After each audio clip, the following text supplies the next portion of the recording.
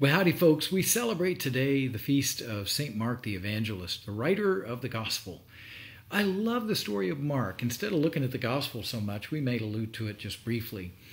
Mark's Gospel is always short and sweet. When you want to read something that's just down to it, no embellishment, no nothing. It's just, here's what happened.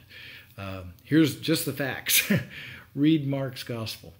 But the neat thing about Mark is Mark was a young man, and he went with Paul and Barnabas on their missionary journeys, and he chickened out when they started getting persecuted. He went home. He was just a kid. Went back to mama.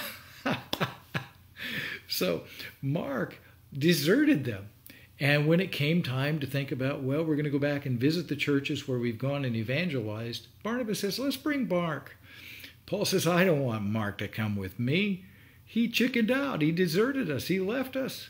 I don't want a guy like that. I got to have somebody who's strong. And Paul and Barnabas separated over this. Paul ended up going with Silas. Barnabas went with Mark, and they went and evangelized.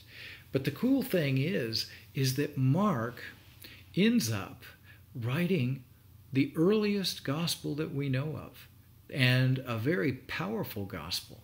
So this is a great symbol for you and me. We may desert Jesus. We may kind of be chicken at times. We may be wimpy Christians. But guess what?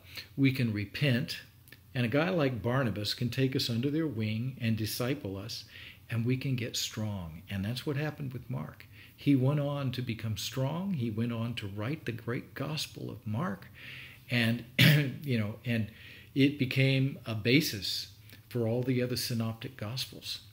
So if you ever wimp out, chicken out, repent, come back, place yourself under leadership. Let yourself be discipled by a wise elder, a spiritual father, spiritual mother. Bang. And then you're going to do great things. That's what Mark did. You can do it too.